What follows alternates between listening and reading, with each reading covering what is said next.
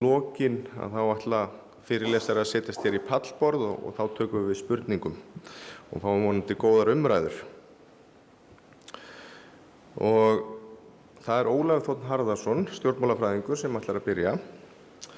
Og hann nefnir erindi sitt, sambandslagakosningin og þröskuldar, hvað ef danska stjórnarskráin hefði gilt á Íslandi 1918. Gjörðu svo vel. Bara flettur hendina hér. Já, það ekki bara þarna. Góðu gestir, það heiður og ánægja að fá að vera hér á fullveldishátíð, einni fullveldissamkomunni, og það fyrir mig sérstaklega ánægjulegt að fá að vera hér í Glaumbæ, þar sem að margar góðar minningar eru. Ég ætla að fjalla sambandslagakosninguna og þröskulda, og einhverjum kann nú að finnast það skrítið að við vera að tala þröskulda vegna þess að það var engin þröskuldur í sambandslagakosningunni 1918. En hins vegar eru þröskuldar í þjóðaratkvæðagreiðslum almennt mjög áhugavert fyrirbæri og ég vona að það skýrist í rappinu af hverju ég að fjalla þröskuldana. Fyrst, hvað eru þröskuldar? Og þröskuldar í kosningum eru fyrst og fremst í sér annars vegar ákvæðið aukinn meirihluta, það sé ekki bara einfaldur meirihluti, heldur til dæmis 2/3 meirihluti eða hvað það nú er.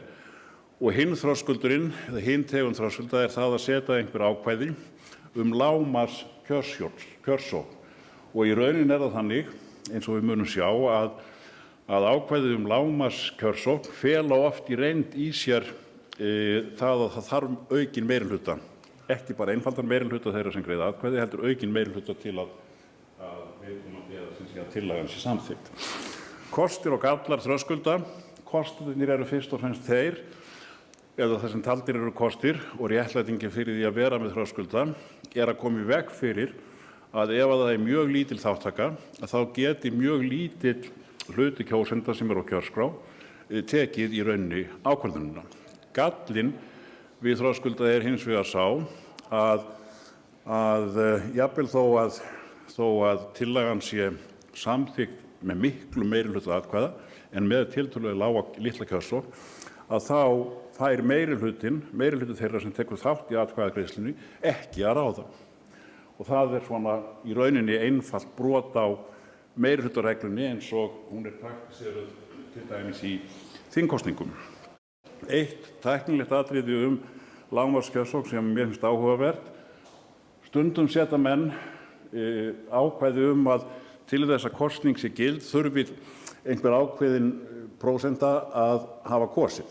Til að mynda segjum til dæmis, og þetta upphugsað dæmi, sýnið dæmi, segjum að menn gerir ráð eða sem sé seti skilyrði að það verði 75% kjörsókn.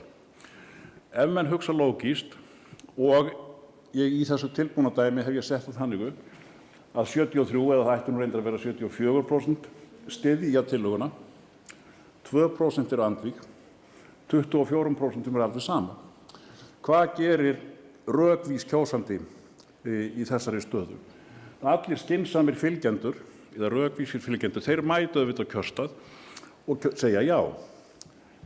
Skynsamir andstæðingar, í staðinn fyrir að mæta á kjörstað og greiða atkvæði gegn tillögunni, þá mæta þeir ekki. Og þeim sem alveg sama, að þeir væntanlega sitja bara heima. Þannig að í þessu tilfelli, ef þó að 74% kjósenda væru með tillögunni, 2% sem eru andvíg myndu sitja heima, þá tillagan fallin. Þetta í rauninni krafa stuðning 75% kjósenda á kjörskrá. Ef að þeir sem eru á móti ákveða að sitja heima, hafa vit á því að sitja heima.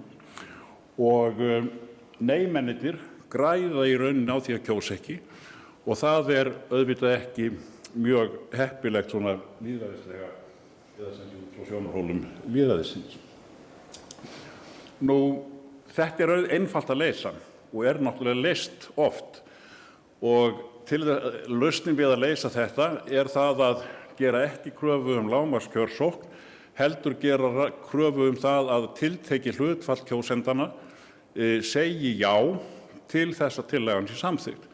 Þannig að í staðinn fyrir að segja 75% þurfa að mæta á kjörskrá, þá það í rauninni sams konar krafa að segja 37,5% af þeim sem á kjörskrá verða að mæta og segja já. Og sama ef það verið miðað við 90% kjörsókn, þá segja menn í staðinn 45% af kjörskrá þurfa að segja já, 80% verða 40% og ef menn að hugsa 60% kjörsókn, þá þýðir það að 30%, að menn segja að hafa regluna frekar þá, að 30% þeirra sem á kjörskrá mæti og segi já.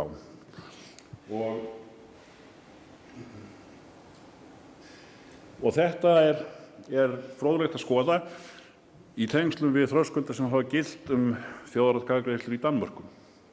Stjórnarskrárbreytingar í Danmörku voru þannig frá 1849 til 1915 að þingið þurfti að samþykkja stjórnarskrárbreytinguna tvisvar með kosningum á milli, sama fyrirkomulag og við erum enn með. Frá 1915 til 1953 var hins vegar reglan sú að svona breytingar fóru í þjóðaratkvæði og 45% kjósenda þurftu að segja já. Eftir 53, eða frá stjórnarskrárbreytingunum 53, þá var þetta hlutfall lækkað í 40%. Og til viðbótar getum við sagt að Danirnir 1953 tóku upp það ákvæði að 1/3 hluti þingmanna gat ákveðið að heimta að löggjöf sem að þingið samþykkti færi í þjóðaratkvæði og þá var ákvæðið að 30% á kjörskrá yrðu að segja já við tillögunni eða sem sé já við því að fella lögin úr gildi. Þetta hefur nú bara verið notað einu sinni að tvisvar, þetta ákvæði sem reyndar mjög merkilegt fyrir áhugamenn stjórnskipan og það hins vegar áhugavert fyrir sagnfræðinga og hverfólenda eins og mig að það munaði held ég bara 1 eða 2 eða 3 þingmönnum á því að handritamálið færi í þjóðaratkvæði á þessari reglu. Það var það síðasta sem að þeir sem vildi ekki senda handritin hér í rakafullar geymslur með ómögulega fræðimenn höfðu uppi en dugði nú ekki. Aðeins frekar hvernig þetta funkeraði í Danmörku. 1939 samþykkti þingið eða vildi þingið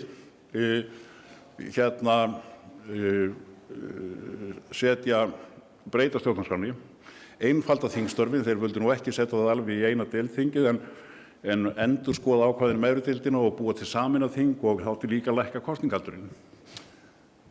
Þetta var nú ekki mjög umdeilt og í kosningunni þá voru það tæp 1 milljón kjósenda sem sagði já, innan við 100.000 sögðu nei, 90-10 það bil, en tillagan var felld af því að það voru ekki nema 44,5% kjósenda á kjörskrá, bara gæsalöppum, sem sögðu já, það munaði 0,5%. Þannig að þarna sjáið þið hvernig þröskuldurinn getur skipt gríðarlega miklu máli. Þeir reyndu aftur 1953, það voru líka mjög merkilegar breytingar sem að þá voru kynntar. Það var, Folketingið var stofnað gert að einni deild.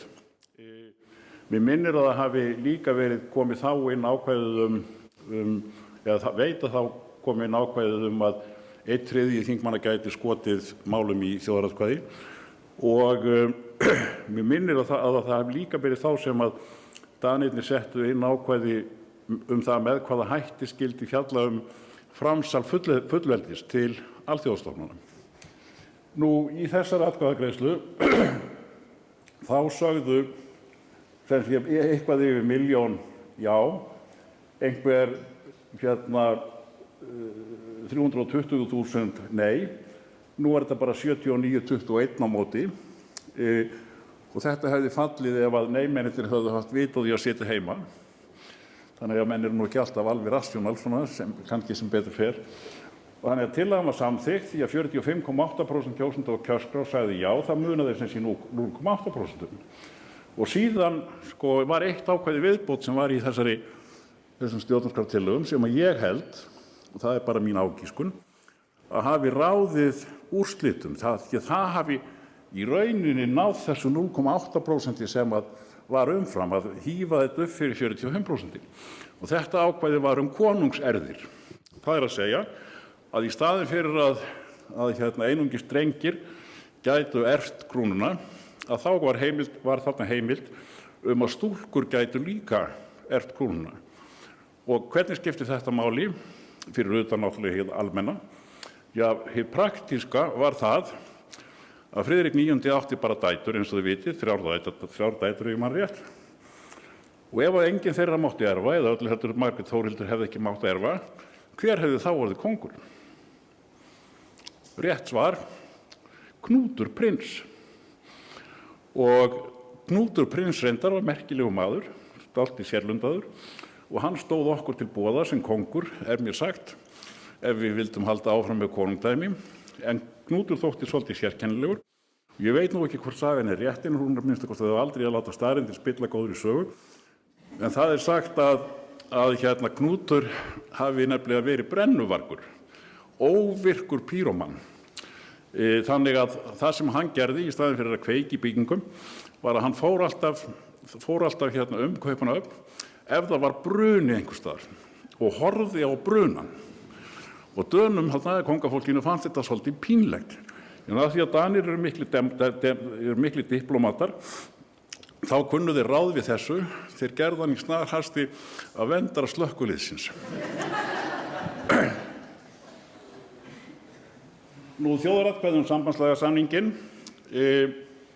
það var yfirgnæfandi, það verið 90% þeirra sem greiddu atkvæði sögðu já, en kjörsóknin var ekki nema 43,8%. Þannig að það voru ekki nema rétt 41% kjósenda á kjörskrá sem að sagði já. Þannig að ef ákvæðin sem að voru í dönsku stjórnarskránni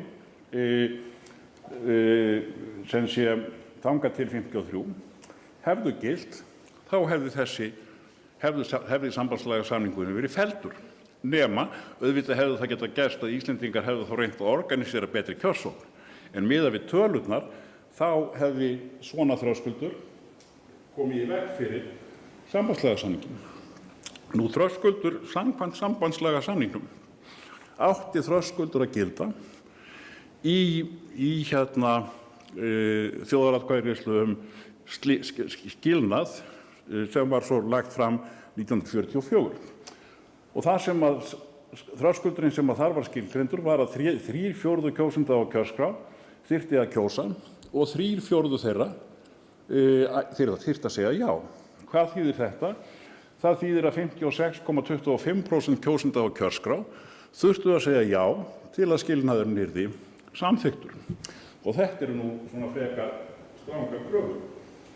Hins vegar, þegar að okkar þing samþykkti þingsályktun skilnað 1944, þá allt í einu ekkert þetta þar. Það ekkert ákvæði aukinn meirihluta, ekkert ákvæði aukna kjörsókn. Tilviljun? Já. Nei, þetta var ekki tilviljun. Bjarni Benediktsson skrifaði ræddi þetta sérstaklega, og það kannski rétt að nefna, því að það nú sagnfræðingar hér og hafa áhuga á ættfræði, að Bjarni Benediktsson var auðvitað sonur Benedikts Sveinssonar yngri, og Benedikt Sveinsson yngri var annar af 2 þingmönnum sem að greiddi atkvæði gegn sambandslagasáttmálanum í þinginu. Hinn var Magnús Torfason. Og ekki veit ég nú hvort að þessi ættartengsl höfðu einhver áhrif á afstöðu Bjarna, en Bjarni notaði orðið nauðungarsamningurinn frá 1918, taldi sem sé að Íslendingar það hefði verið nauðung fyrir Íslendinga að fallast á þessa afarkosti Dana. En hann segir klárlega, eins og segir hér, hvort í tillögur ætti að vera það ákvæði aukinn meirihluta við þjóðaratkvæðagreiðsluna sem til tekin í 18. grein sambandslagana. Meirihluti nefndarinnar, 11 nefndarmenn, allir nema 1, og það var Stefán Jóhann, töldu að slíkt gæti ekki komið til mála og einfaldur meirihluti við þjóðaratkvæðagreiðslu nægi til þess og einfaldur meirihluti á Alþingi. Og nú eru þetta auðvitað fín rök, en það sem sé stóð alveg, þeir ætluðu ekki, þingmennirnir ætluðu ekki að fara eftir ákvæðum sambandslega sáttmálans ef að kjörsóknin yrði það lítil að það næðist ekki þetta lágmark. Nú í þjóðaratkvæðinu skilnað 44 þá hins vegar gerðist það, eins og menn vita, að þetta skilyrði var uppfyllt og gott betur. Og það voru sem sé 99,5% sem að þeirra sem kusu sem sagðu já. Það voru 377 á kjörskrá sem sagðu nei, eða 0,5%, og kjörsóknin var 98,4%. Það þýðir að 98% kjósenda sagðu já. Og það nú ekki skrítið kannski að jámennirnir unnu svo með svona yfirgnæfandi hætti, en það sem ég skildi ekki almennilega mjög lengi var hvernig í ósköpunum menn höfðu farið að því að ná kjörsókninni upp í 98,4%. Og ég sá það þegar ég fór að skoða betur hvernig kosningin var framkvæmd, því að sko í fyrsta lagi þá var tók hún sem sé stóð hún yfir ef ég man rétt í 3 daga. Það var gríðarlegur þrýstingur allra stjórnmálaflokka nema fáeinna krata, ekki einu sinni allra kratana, og helst Hannibal, kemur allt göfugt að vestan auðvitað, tala nú ekki Bolungarvík eða Ísafjörð. Þannig að það er sem sé lengri kjördagur, eða sem sé 3 kjördagar, mikill félagslegu þrýstingur, en líka það sem að skipti máli, og ég vissi ekki fyrir en ég gáði að þessu, að það var leyfð heimakosning. Og gott eða voru ekki 5 eða 6% sem voru í heimakosningu, og það væri, ég hefði ekkert verið undrandi þó kjörsóknin hefði farið í 92, kannski 3 sko, en það hér fyrir að koma þessi í þennan topp var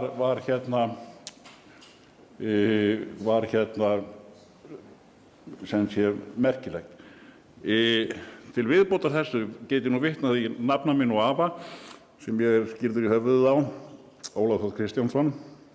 Hann var lengi kjörstjórnarmaður í Hafnarfirði og hann sagði mér: Ólafur minn, ég get sagt þér það að í þessari kosningu 1944 þá voru öll ákvæði kosningalaganna brotin. Og tók sem dæmi Danir sem kusu og lágu þá undir grun það að ætla að svíkja.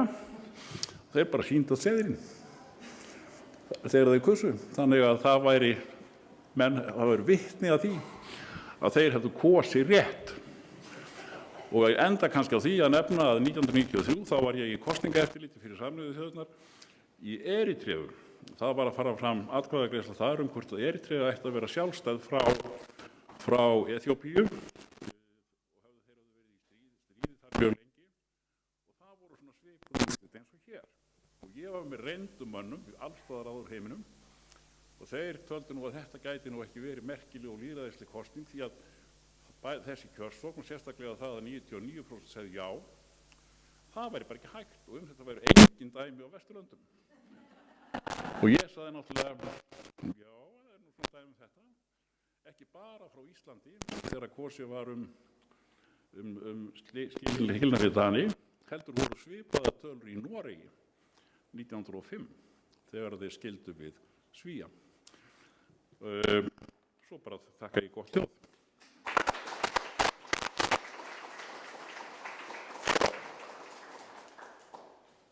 Takk kærlega fyrir.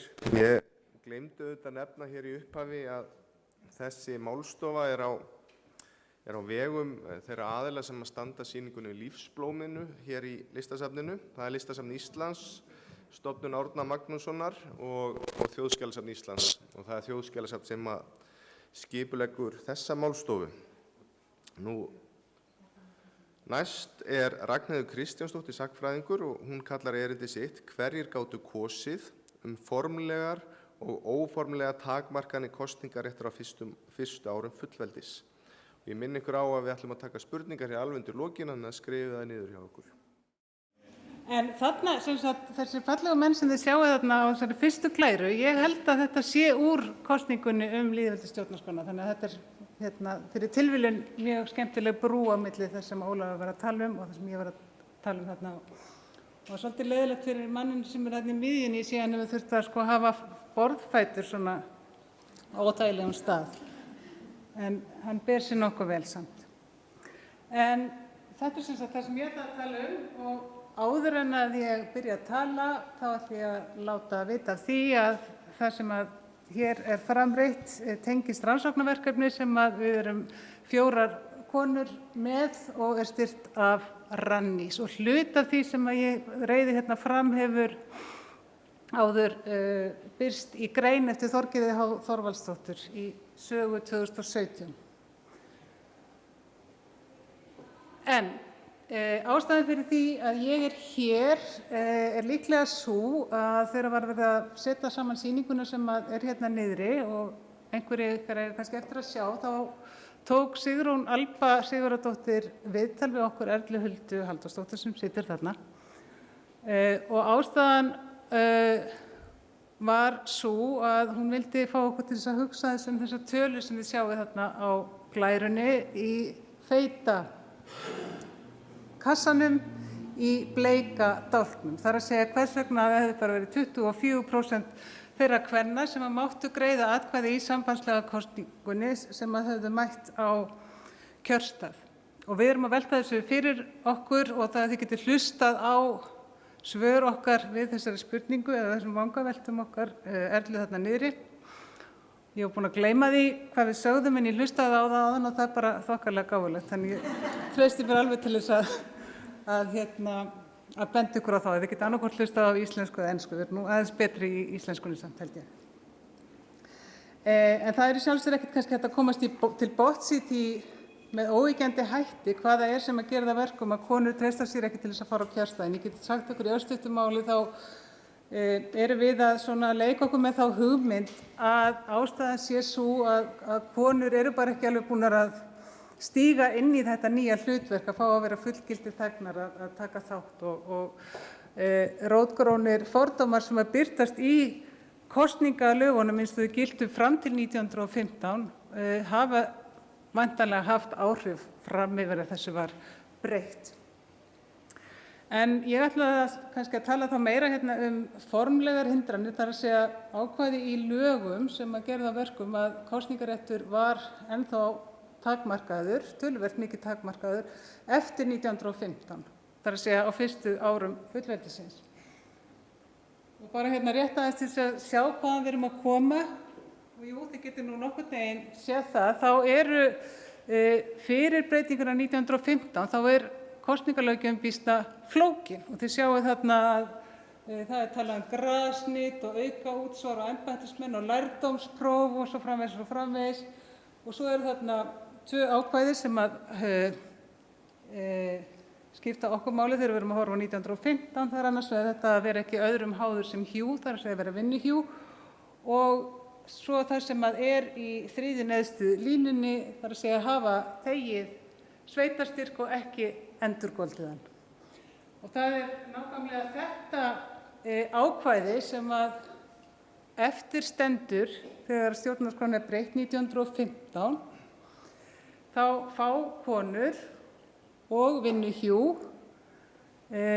smám saman samkvæmt lögunum leyfi til þess að greiða atkvæði í kosningum og ástæðan fyrir því að þessi klausa svona löng sú að það er þetta aldursákvæði sem að ég gerir nú ráð fyrir því að flestir hérna hafi heyrt En eftir stendur ákvæðið að þeir sem að eru í skuld fyrir þegin sveitarstyrk, þeir mega ekki kjósa. Og þetta hefum við verið að skoða og Þorgerður Þorvaldsdóttir í greininni sem ég minntist á áðan, sérstaklega með tilliti til þess hvaða áhrif þetta hafði á konur. 1920 aldursákvæðið sem sagt farið út, þannig að þetta gildir bara í stuttan tíma. Eftir því sem kemst næst þá gildir það 1918, það er virt þá. Þannig að þess vegna eru væntanlega færri konur á kjörskrá þá heldur en karlar. En það sem að stendur eftir stjórnarskrárbreytinguna 1920 er þetta sveitarstyrks ákvæði. Þessar flóknu reglur kosningarétt sem að giltu fram eftir, og þetta að einfaldast, hefur gert á verkum að það hefur væntanlega verið frekar flókið fyrir þá sem átt að setja saman kjörskrá að finna út hverjir voru á kjörskrá. Þegar inni ákvæði aukaútsvar þar sem afnumið 1915, það er þriðja atriði sem afnumið 1915, þá þarf væntanlega að fara í upplýsingar það.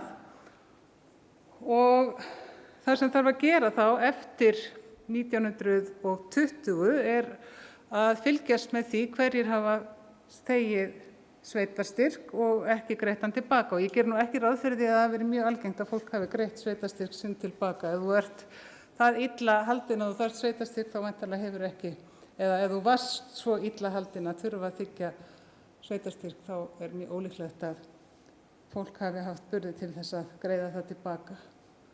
Og ég veit ekki hvort það var hægt að spila í einhvers konar lotteri á þessum tíma, en það er heldur ekki á vísan að róa þar. Þannig að þegar maður að skoða áhrif þessa ákvæðis sem að við höfum áhuga á því að gera ennþá frekar, þá þarf að lesa það saman við reglur og lagaákvæði sveitarstyrk. Og ég hafði þessar dagsetningar þarna efst með, þessar ljósgráu bara til þess að minna okkur á að það er mjög lítið í boði annað en þessi sveitarstyrkur fyrir þá sem að af einhverjum ástæðum geta ekki sér og sínum farborða. Það er smám saman verið að reyna að koma á einhvers konar kerfi sem að tryggir þá sem að verða fyrir einhvers konar áföllum, en það kemst ekki á þessum tíma sem við erum að skoða hér. Það er þess að fyrsta almennilega skrefið í þátt stigið 1935. En á þriðja áratugnum og fram til 1934, þegar sveitarstyrks ákvæðið er afnumið, þá sér maður ýmislegt sem að sýnir það að krafa aðalega alþýðuflokksmanna, þetta var stór krafa þeirra hálfu, að sveitarstyrks ákvæði yrði afnumið að minnsta kosti gagnvart hluta af þurfamönnum, að smám saman verið að gera breytingar sem að stefna í þessa átt. Og þessar breytingar hafa áhrif á það þegar verið að setja saman kjörskrá. Og ég er með eitt dæmi það þarna á glærum hérna fyrir aftan.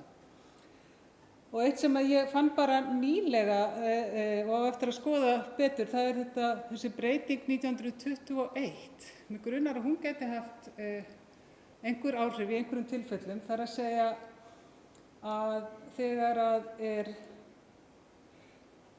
ákveðið að meðlag með óskilgetnu barni skuli greitt af opinberu fé, það er að segja að það er ekki bara það að faðirinn greiði með því. Það hefur væntanlega gert að verkum að einhverjar einstæðumæður þurftu ekki að þiggja sveitarstyrk sem að ella hefði þurft að þiggja. Þannig að þarna kannski hafa nokkrar konur hoppað inn á kjörskrá. Það er að segja aðeins náttúrulega ef þær höfðu meðlagsúrskurð, og ef þið skoðið hæstaréttardóma þá er töluvert mikið það að konur séu að berjast fyrir því að fá slíkan úrskurð, og í sumum tilfellum fer það fyrir hæstarétt, þannig að það gat verið svolítið snúið. En sem sagt 1934 er þeir búið að taka þetta út, og þá er líka kosningaaldurinn lækkaður niður í 21 ár, þannig að þar líkur í þessari sögu minni. Og hvað er ég núna búin að tala lengi? Já, 5 mínútur eftir, ok. Þá ætla ég aðeins bara og komast kannski aðeins nær því sem að ég myndist á í upphafi, sem er það sem að við Erla Hulda vorum að velta fyrir okkur þegar við vorum beðnar að tala litla kosningaþátttöku kvenna í þjóðaratkvæðagreiðslunni 1918, og þar er ég svona svolítið líka byggja á því sem ég hef skoðað í rannsóknum mínum á sjálfsmyndum verkakalla. En það sem sagt þessi viðhorf til þess að þiggja sveitarstyrk sem svona eitt stórt baráttumál Alþýðuflokksins og verkalýðshreyfingarinnar einhvern veginn að breyta því viðhorfi. Ég myndi segja að það veri svona lykil þáttur í þeirra stjórnmálabaráttu og ég hef verið að safna dæmum að þetta sé orðað og hérna kemst Hannes á horninu sem hét Vilhjálmur S. Vilhjálmsson eða Vafsi að orði og áhugaverðan hátt finnst mér þegar hann talar að fátækrastyrkur sé það að svipta menn mannréttindum án dóms og laga og þetta með án dóms og laga finnst mér vel til fundið, sérstaklega þegar við skoðum það sem ég glemdi að minnast á áðan, ég ætla að hoppa aðeins tilbaka. Það að segja hérna 1927, sjáu þið, að þá tekin ákvörðun það að sveitarstjórnir megi ákveða að einhverjir sveitarstyrkir séu óafturkræfir. Þannig að þið sjáu hvað þarna eru komin mikil völd í hendur sveitarstjórna. Þær geta ákveðið hver á rétt á því að fá styrk og hverjir ekki og hugsunum var alltaf svo að óreglumenn og svokallaðir letingjar ættu ekki rétt á þessu en ekkjur ættu rétt á styrk og þess vegna ætti að vera óafturkræft. En þarna eru þessi völd sett í hendur sveitarstjórnar í þessu tilfelli. Og svo náttúrulega verið að tala annars konar völd líka vegna þess að í fátækralögunum, ef ég man rétt, talað að sveitarstjórnir þurfa að veita leyfi til þess að þurfalingar geti gift sig og sveitarstjórnir geta ákveðið hvert þurfamenn fari í vist og svo framvegis. Þannig að þarna þetta, hérna sjáum við dæmi að Alþýðuflokksmenn kalli fátækralögin hegningarlög og þetta sögð saga af manni sem kemur og ætlar að athuga hvort hann sé á kjörskrá og hann ekki á kjörskrá, ástæðan sú að hann þurfti að senda barnið sitt á spítala. Og þetta segir Dagsbrún sem þá var málgagn Alþýðuflokksins eða málgagn Alþýðuflokksins hét Dagsbrún þegar þetta var og hérna kallar þessa löggjöf hegningarlöggjöf, svipuð hugsun og hjá Vilhjálmi S. Og öll þekkjum við nú væntanlega dæmi það hvað það var hrikalegt að þurfa að þiggja af sveit, en þetta finnst mér nú eiginlega svona með því sorglegra sem að ég hef séð lengi. Þetta í blaðinu Austurlandinn frá 1921 og þarna sem sagt verið að bjóða barngefins dreng vegna þess að foreldrarnir vilja ekki þurfa að þiggja af sveit. Þeir vilja frekar gefa barnið sitt en að þiggja sveit. Og það góðir foreldrar held ég að standa þarna einhvers staðar. Hérna eitt dæmi það hvað maður fær þegar maður les saman kjörskrár og gögn fátækranefnda og þetta úr grein Þorgerðar Þorvaldsdóttur. Og þetta sýnir líka, þetta dæmi mjög áhugavert að þetta sýnir líka hvernig þessi breyting 1927 hefur áhrif. Þetta sem sagt kona og vinstra megin bréf sem hún skrifar fátækranefnd þar sem hún er að biðja aðstoð og ég hef ekki tíma til þess að lesa það en það áhugavert.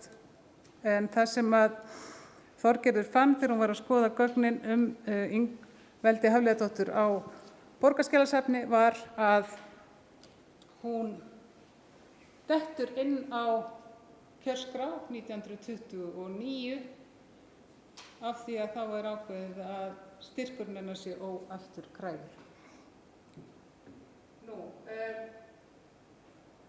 Ég geti líklega talað þessa töflu lengi, hér eru margar áhugaverðar tölur, en horfið á 23 af því að Ólafur var að tala heimakosningu. Þetta eru einu kosningarnar þar sem að heimakosning eru leyfðar. Heimakosning leyfð fyrr en 44 ef ég skilur það rétt. Og sjáu þið hvernig það hoppar upp kosningaþátttaka kvenna þarna. Ég veit ekki hvort að þetta er eina skýringin, en ég ætla samt að leyfa mér að halda því fram að þetta sé eina skýringunum. Og þegar við vorum þrjár, Erla Hilda, ég og Þorgerður, á dagspart á Þjóðskjalasafni og skoða kosningagögn, þá fundum við fullt af svona seðlum sem ég tók mynd af án þess að vita alveg hvað þau þýddu, en það er sem sagt til alveg bunki af seðlum þar sem að læknir að skrifa upp á að konur get ekki mætt á kjörstað. Þannig að þær hafa verið að kjósa heima í stórum stíl væntanlega. Og hvað er með meira? Fleiri dæmi þetta. Og segi bara takk fyrir. Takk kærlega fyrir. Og að lokum ætlar Unnar Rafn Ingvarsson, sagnfræðingur og starfsmaður Þjóðskjalasafns, að fjalla þjóðaratkvæðagreiðsluna 1918. Konur kjósa utan kjörfundar, kallar hann erindið. Takk. Við erum náttúrulega hérna í dag af því það er í dag 100 ár frá því að þjóðaratkvæðagreiðslan fór fram. Þessi merkilegi dagur þegar við fengum þjóðin fekk að kjósa fullveldið. Ég ætla semst að fjalla atkvæðagreiðsluna 1918 og sérstaklega þá þátttöku kvenna í henni og þá sérstaklega þátttöku kvenna í kosningu utan kjörfundar. En það er í sjálfu sér merkilegt hvernig það kom til að þessi þjóðaratkvæðagreiðsla var í raun haldin. Þetta er mjög stuttur tími sem það tók að semja fullveldissamninginn eða sambandslega samninginn, keyra það í gegnum 2 þing og síðan í þjóðaratkvæðagreiðslu. Þetta er afskaplega stuttur tími, raunverulega bara örfáir mánuðir og faktist mjög lítil umræða. Þetta er sennilega kölluð svona flýtiafgreiðsla í dag í pólitíkinni. En þetta það var mikið þrýstingur á að klára þetta mál eins fljótt og hægt væri og sá þrýstingur var ekki síst frá Dönum. Og það er svolítið svona merkilegt og það er eiginlega Danir sendandi skeyti til Íslands eiginlega allan tíman sem þetta mál í umfjöllun á Íslandi, hvort það sé nú ekki komið niðurstaða hjá þinginu, hvernig þetta sé nú og ég held daginn eftir að þjóðaratkvæðagreiðslan var, þá kom skeyti frá Dönum og spurt hvort það var ekki búið að telja. Þannig að þeir voru mjög áfram að ljúka þessu máli eins hratt og mögulegt var og hugsanlega er ástæðan sú að þeir höfðu einhverja vonir að þeir hefði haldin einhvers konar atkvæðagreiðsla í dansk-þýsku héruðunum sem að Danir réðu einu sinni en mistu til Þjóðverja. En stríðinu var lokið og það var semst við hugmyndir það að það ætti að vera þjóðaratkvæðagreiðslur og þá gat kannski verið gott að klára þetta leiðinda Íslandsmál svona eins fljótt og hægt væri.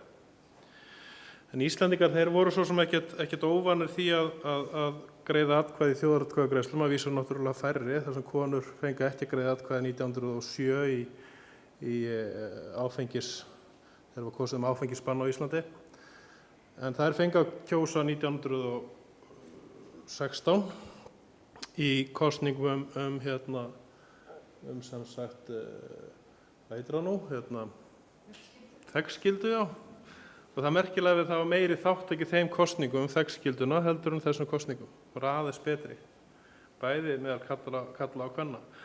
Og við þetta er full ástæða til að velta því fyrir sér hvers vegna það er. Og það er kannski, og það var þannig að menn reyndu að hvetja til þess að fólk tæki þátt í þessum kosningum. Niðurstaða í þátttökunum hlýtur að hafa verið vonbrigði fyrir þá sem að vildu samþykkja samningin. Það voru sem sagt bara 44% sem að samþykktu, 24% kvenna sem höfðu atkvæðisrétt kusu, voru 3.301 kona sem kaus af 13.675 og það var eins og sagði 1000 manns greiddu atkvæði á móti en 12.400 með. Við verðum auðvitað að skoða þetta í samhengi, bara svo öllum því sé eitt strax, þá kemur þetta spönsku veikin ekkert við, léleg kosningaþátttaka, það er mjög algengt að menn tengja þetta saman, að spánska veikin var einfaldlega ekki komið til landsins, þannig að hún hafði ekki áhrif á þáttökuna. En hvers vegna var þá þessi dræma þáttaka? var það út af því að þetta brátt að, voru menn sannfærðir að þetta er samþykkt, það var ekki ástæða til að mæta á kjörstað. Maður myndi nú halda samt að eftir áratuga þras við Dani að menn myndu fara á kjörstað til að klára þetta mál. Maður myndi svona fyrirfram myndi maður ætla það, en það gerðu menn semst ekki. Ég held að sé eiginlega alveg ljóst líka að þetta kannski er stærsta ástæðan svo að menn töldu að þetta væri bara frágengið mál faktist og það væri ekkit þetta að tala meira.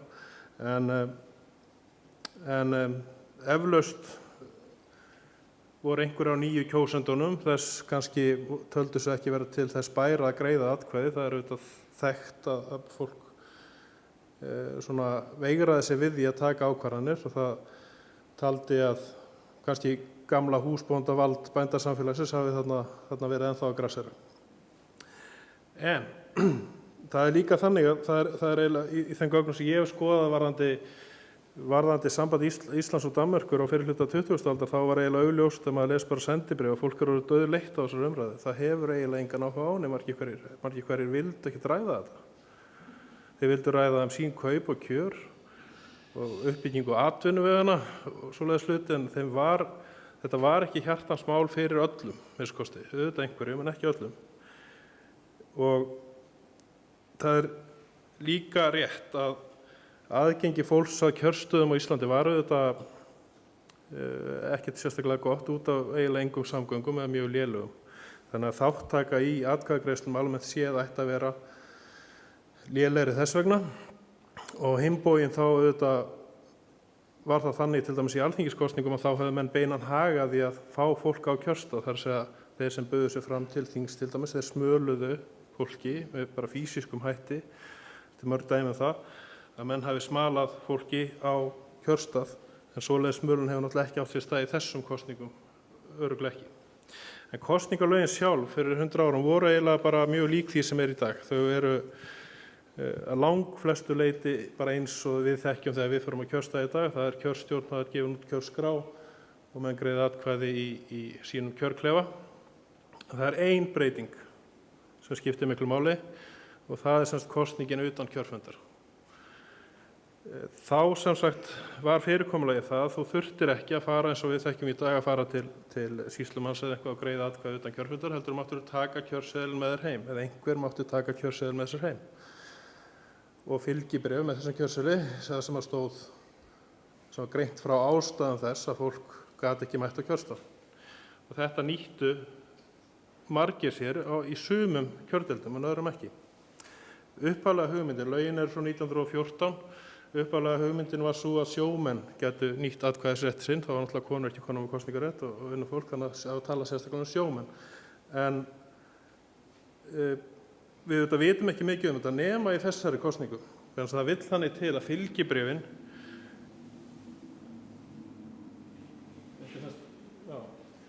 við höfum miklar upplýsingar um kosningun og til dæmis hvernig menn greiða atkvæði. Þetta er dæmi úr Vestmannaeyjum og þarna sjáum við það að tilgátan að aðstoða sjómenn við að kjósa með því að þetta ákvæði sé í lögum á kannski ekki alveg við rök að styðjast þessum kosningum. Það eru semst 15 karlar sem greiða atkvæði utan kjörfundar, en það eru 83 konur. Það eru fleiri konur sem greiða atkvæði utan kjörfundar heldur en á kjörfundinum. Og þannig er þáttakan mjög góð, í Vestmannaeyjum er mjög góð þáttaka. Því miður eru þessu tilfelli hafa fylgibréfin flest ekki, þau verðast ekki hafa varðveist. Þar sem fólk gefur upp ástæður fyrir því að kemst ekki á kjörstað í þessu tiltekna tilfelli. En við getum sagt með nokkru vissu að ástæðurnar hafa verið heimilsannir og veikindi. Það er svona almenna línan í þessu. En við sjáum þetta er umverulega mjög merkilegt hvað margar konur, sérstaklega í Vestmannaeyjum, nýta sér þennan möguleika. Og við getum séð nokkra, ég sagði svona fylgibréf.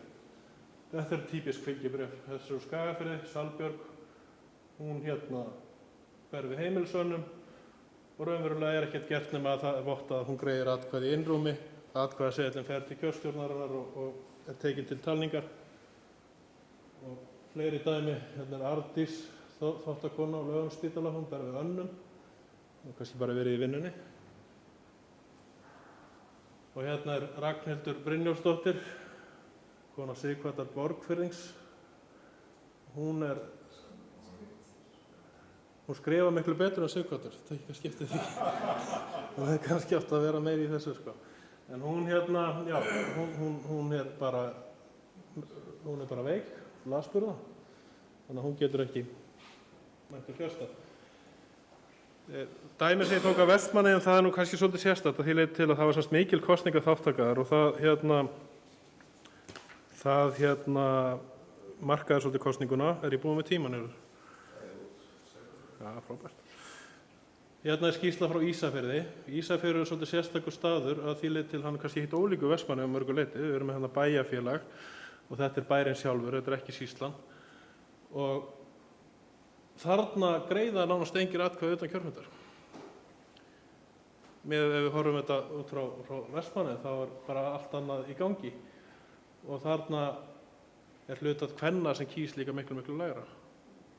Þannig að það virðist vera, nú hef ég ekki rannsakað þetta í kjölni, tekað fram, ég er raunverulega bara að kynna þessar heimildir, það virðist vera að vera hægt að setja fram þá tilgátu að þar sem að utankjörfundar atkvæðagreiðslan hafi verið virk, þar hafi konur tekið virkar þátt í kosningunum.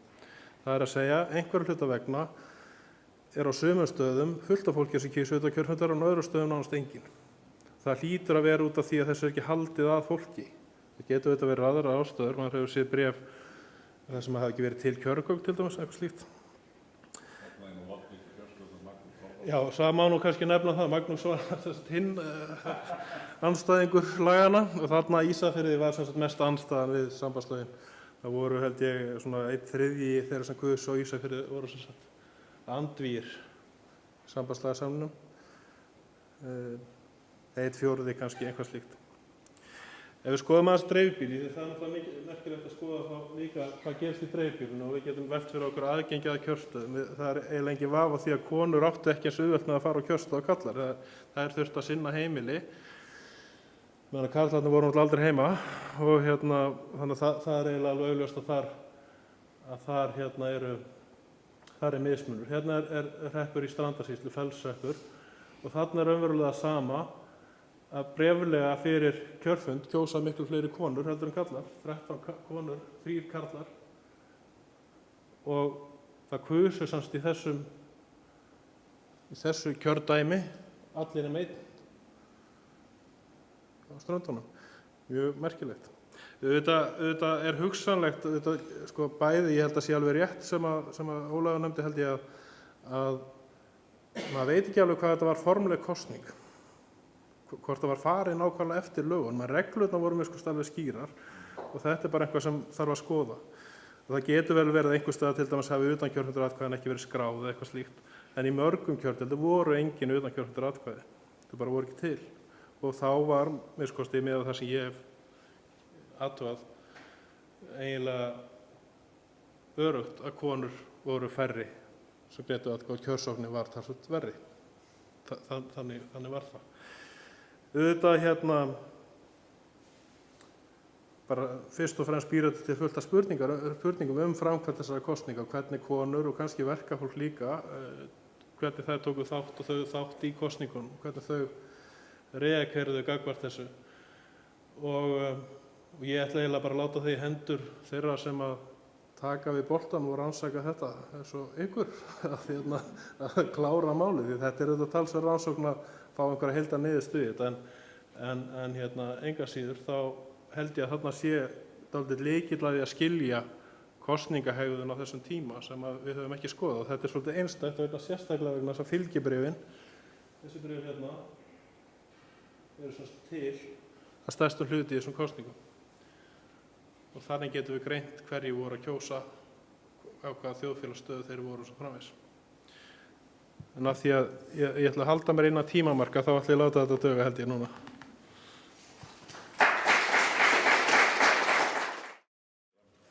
Jæja, ég reikna með að þið hafið margar og góða spurningar til fyrirlesaranna. Þannig að ég ætla að biðja ykkur að gefa mér merki og kynna ykkur og koma svo með gjarnyrta fyrirspurn. Já, gjörðu svo vel. Einar K. Guðmundsson. Ég í veltu sem fyrir mér núna á síðkastið og þessari litlu kjörsókn og eigum við okkar upp með að stundar kosningarannsóknir á þessu sem eftir á, nema ég gefum þá niður væntanlega. En sko, það sem að mér finnst svolítið áhugavert í þessu er svo staðreynd auðvitað að höfðu orðið gríðarlega miklar og harðar umræður einmitt þessa spurningu áriðin þar á undan. Uppkastið, kosningarnar þá, má segja stjórnmálabaráttan og fyrir þetta aldarinnar hafi snúið mjög mikið þessa spurningu og þess vegna hefði maður svona fyrirfram til að ímynda sér að kosningaþátttaka hefði orðið mjög mikið. Það er náttúrulega margar tilgáttur og margar mjög sennilega sem við erum með, eins og það til dæmis að fólk hafa einfallega litið þannig á þetta mál væri í höfn og það væri ekki ástæða til þess að kjósa. En engu að síður svona þegar maður horfir síðan tilbaka og veltir fyrir sér í þessu samhengi sem að nefna, þessi gríðarlegu miklu átök sem urðu þetta tiltekna mál á fyrir aðdraganda kosninganna 1918, þá er ég að tala kannski aðeins til, þá hefði maður getað ímynda sér þetta. Og það er kannski erfitt að bera þetta saman með önnur lönd, Noregur var þetta kjósum svipaða hluti þarna árunum undan. Er eitthvað sem við getum séð til dæmis frá þeim kosningum eða öðru sambandinu sem getur hjálpað okkur að svara þessu? Ég myndi þingu upp á því að þetta séu 9 kjósendur sem eru ekki að mæta á kjörstað. Þeir sem hefðu ekki tekið þátt í kosningunum til dæmis 1908, konur og vinnuhjú, vinnukallar og líka þeir sem voru það illa setti fjárhagslega þeir áttu ekki fyrir útsvarinu sem var þröskuldur þá. Ég myndi stinga upp á þessi 9 kjósendur sem tóku ekki þátt í kosningum þegar þetta mál var mjög umdeilt og heitt þetta 1908, það séu þeir sem ekki skiluðu sér á kjörstað. Þannig að það sé ein skýring af mörgum. Já, ég held að það geti mjög vel verið rétt sko. Við sáum náttúrulega að kjörsókn kvenna þarna fyrst eftir að fengi kosningarétt er miklu minni heldur en karla og það náttúrulega ef maður skoðir heildartölurnar kjörsókn og dettur hún verulega niður. Sem sé í fyrstu kosningunum þar sem konur hafa kosningarétt og þetta næri ekki held ég ef ég man þetta rétt sko fullu jafnvægi fyrir 1950. Sem sé á þeim tíma og eftir það það eiginlega jafnt og í síðustu nokkrum kosningum hafa konur verið svona örlítið meiri kjörsókn heldur en karlar. Þannig að ég held að þetta skiptir máli. Nú síðan náttúrulega spurningin sko hvort menn hafi verið orðin leiðir á þessu. Það var náttúrulega sko opinskátt sögðu alþýðuflokksmenn og einhverjir fleiri sko að þeir væru orðnir þreyttir á þessu stjórnarskrárþrasi og einmitt skipt mestu máli að snúa sér að stéttabaráttunni eða hvað það nú var. Síðan má velta fyrir sér sko að það mann gleyma því stundum að það sem kallað í fræðunum svona kostnaður kjósenda. Það að segja hvað langt á kjörstað og þar fram til göttunum og hann skiptir verulegu máli. Til að mynda á 19. öldinni þegar það var bara einn kjörstaður í hverri sýslu, þá gat það þar sem að vest var sko tekið bóndan sem var lengst í burtu viku. Það er að segja 3 daga hvora leið, menn voru nú þá oft á sjó og síðan heill dagur kjördagurinn því að kjörfundurinn stóð allan daginn.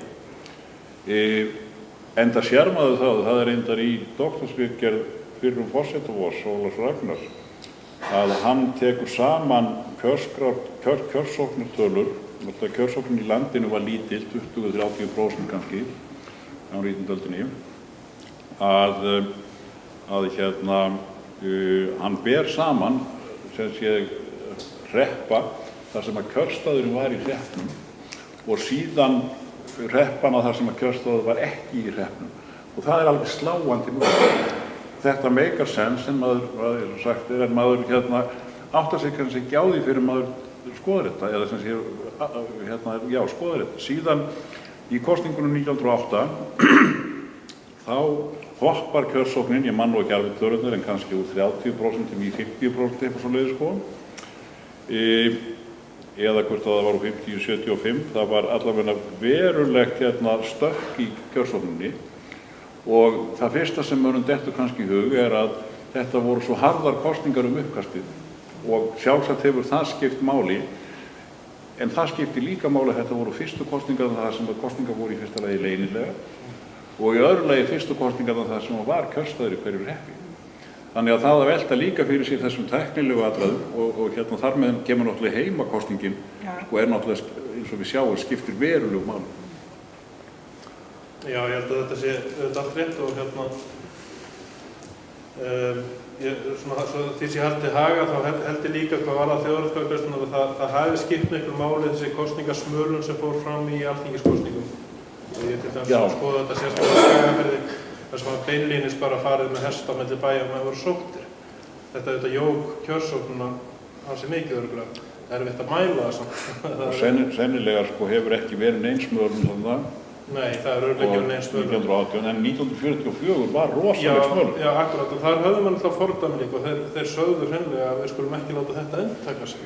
Nákvæmlega, og menn eiginlega það sem, ég veit ekki betur heldur en að menn sameinuðust það að nota öflugasta smölunarkerfi landsins sem var kerfi Sjálfstæðisflokksins, að nota það bara fyrir alla sem þjóð. Þetta sátu kommunistar og sjálfstæðismenn við hlið. Algjörlega, allir stóðu saman. Og ekki nóg með það, heldur voru þetta sendir á Íslands ennættis, þeim var beitt alveg grímulaust í að sækja fólk. Já.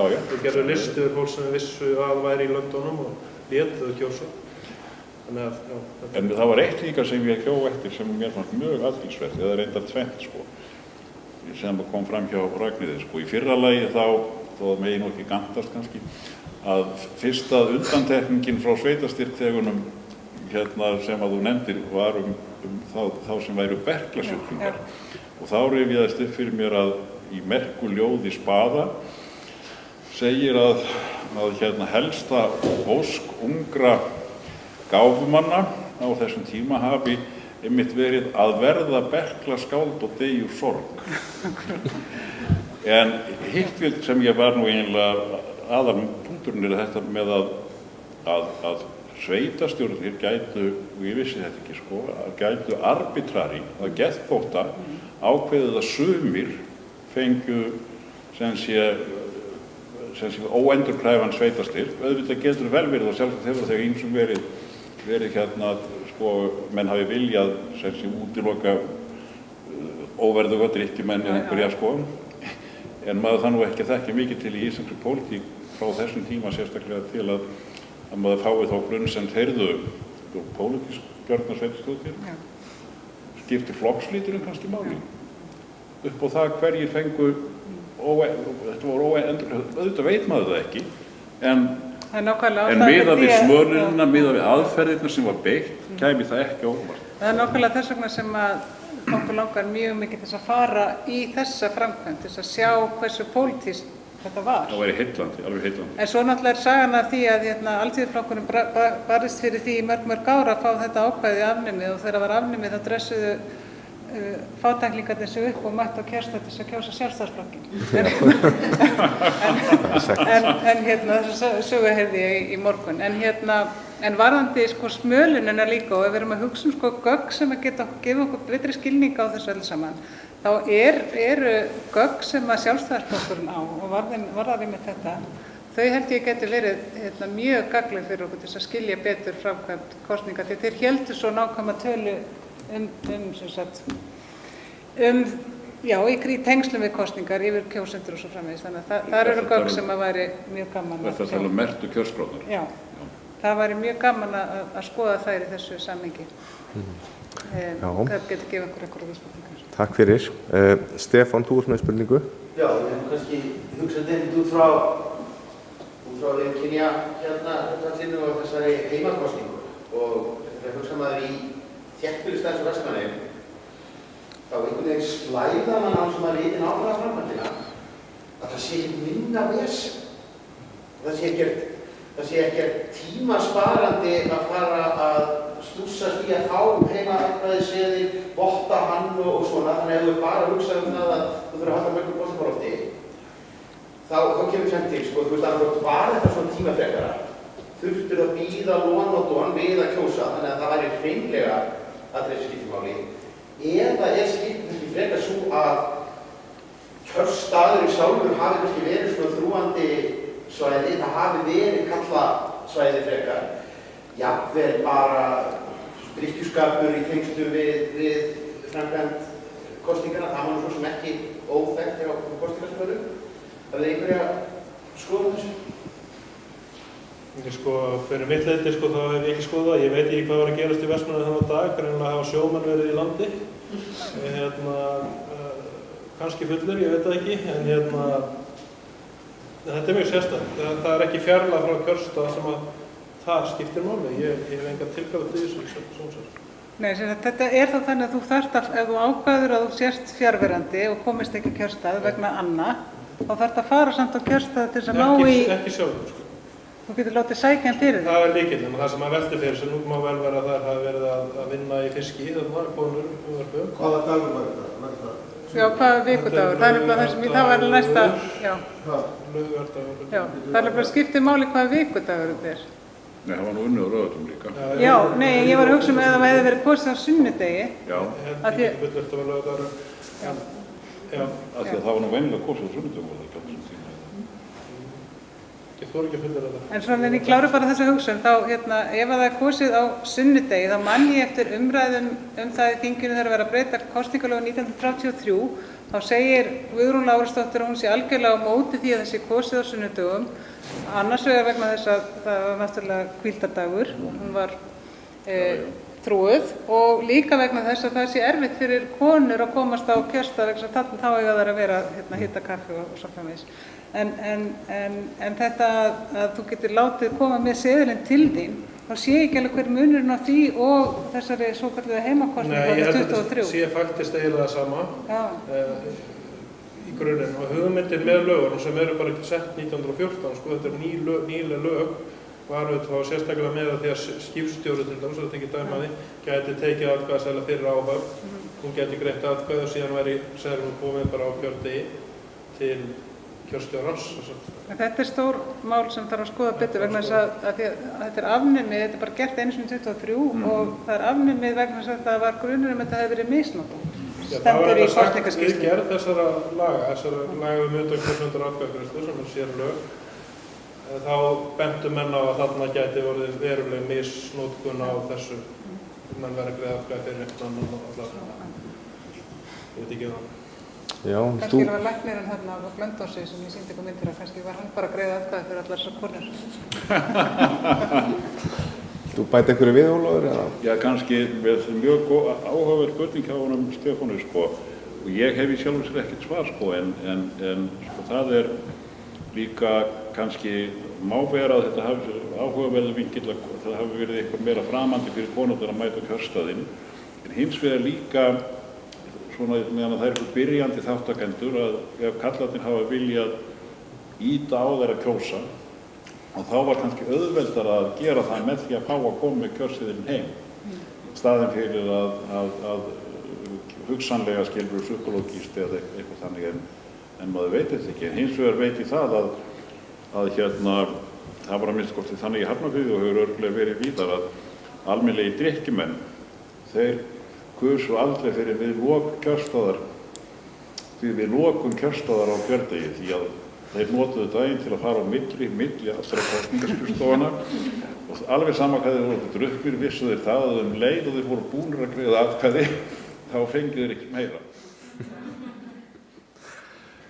Anna, þú ert með spurningu og svo ein enn.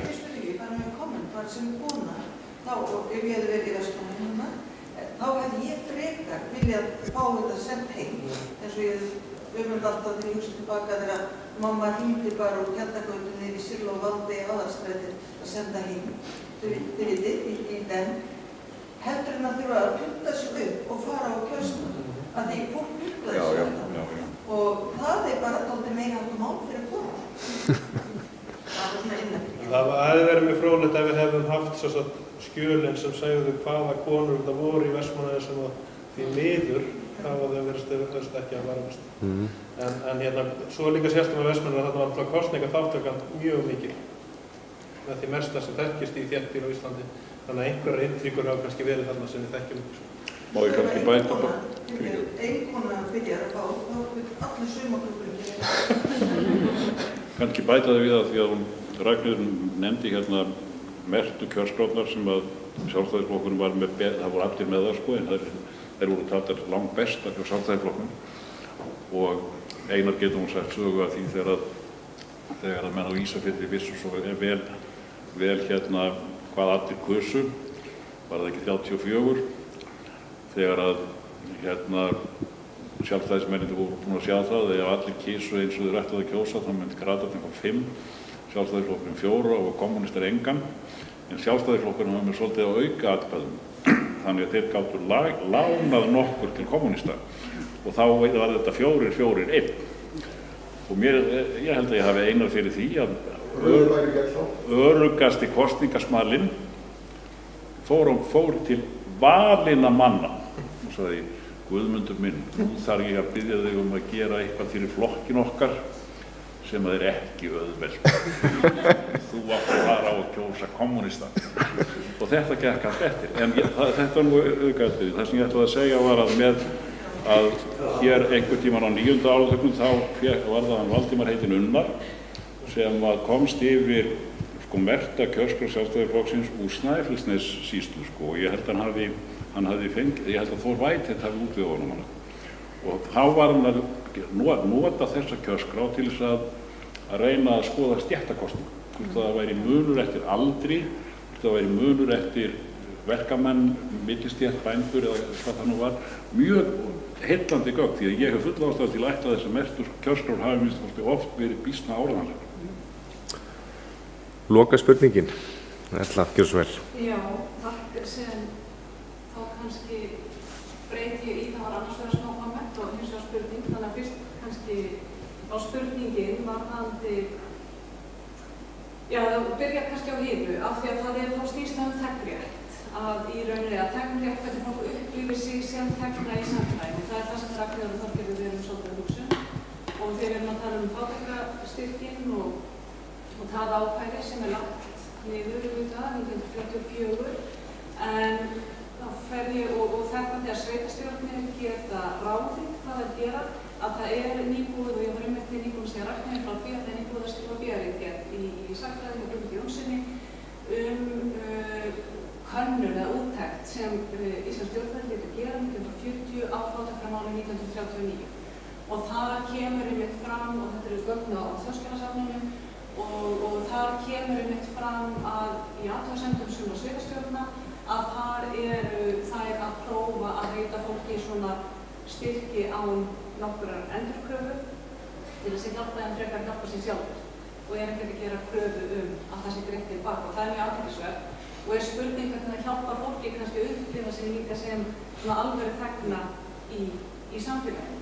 En það sem ég fór svo að hugsa bara þegar ég voru að tala á þann og það þessi smölun og merkingar og bara því Ólafur kannski nefnir svona, það verið að tala við kall og svona og þá allt í einu kviknar þessi hugsun hjá mér hvernig var konum smalað og hverjir sáu það voru það þá aðrar konur höfum við gæta þetta og frábæra dæmi 1908 við bæjarsamfélaginu Reykjavík þegar konur skiptu sér í hópa og fóru hér hverfi og voru smalað konum í bæjarsamfélaginu og þann stór sigur sem hætti svo karla síðanverð það mann ekki telja. Einhverju vísbendingar svona kynjaða smölun? Já, Ragnheiður, vilt þú Ég byrja? hef ekki hugmynd. Nú horfi ég á Ólaf. Ég þekki það ekki en það mjög áhugavert sko en ég myndi nú gíska að menn hafi nú mjög snemma farið að reyna að smala konum líka og meðal annars nota konur og að því ég þekki það nú bara persónulega úr Hafnarfirði sko að þá vorum þar mjög öflugar konur til dæmis Sigríður Ellendar sem bjó í Siggubæ sem er núna safn í Hafnarfirði pínulítið hús var umboðsmaður Alþýðublaðsins og mesti grati í Hafnarfirði og hún var, það var nú sagt hana sem nú flökkusaga og oft sagt sko að hún sagði að hún myndi kjósa Alþýðuflokkinn þó það væri ég man nú ekki hross í framboði eða hvað það nú væri sko en hitt veit ég að það alveg rétt sko því að móðir mín fór með henn á kjörstað þegar hún var orðin eiginlega alveg karlæg hún Sigga og hálf blind og hún fekk aðstoð við að kjósa og hún segir þá hérna aðstoðarkonunni, held ég að hafi verið, að hún ætlaði að vildi láta setja þetta við A, og svo þegar að búið er að fylla út seðilinn, þá segir gamla konan: ætlar að leyfa mér að sjá þetta aðeins, bara til að vera viss. Þetta er mjög áhugavert efni, mjög áhugavert efni. Mér dettur reyndar eitt í hug og það er við forsetakosningarnar 1952, þá var einn frambjóðandinn, séra Bjarni Jónsson, hann bauð fram aðstoð við húsmæður þannig að þær kæmust á kjörstað, ef ég man þetta rétt. Þannig að þá er hugsað fyrir því að, og ég vona ég sé mun þetta rétt, við skulum bara, þetta er allavega góð saga, að einhver kæmi heim og hugsaði heimilið þannig að konurnar getur farið á kjörstað til þess að kjósa séra Bjarni. Já, það er mjög líklegt aðeins ég viti það að séra Bjarni hafi náttúrulega haft aðgang að kosningakerfi Sjálfstæðisflokksins sem var langöflugast. Og þá var náttúrulega á þessum tíma var náði kjósendur á bílum og flokkarnir voru með bíla. Og það var náttúrulega ekki nema óvenjulega glöggir kjósendur eins og til dæmis einn góður kommunist sem hringdast í Sjálfstæðisflokkinn.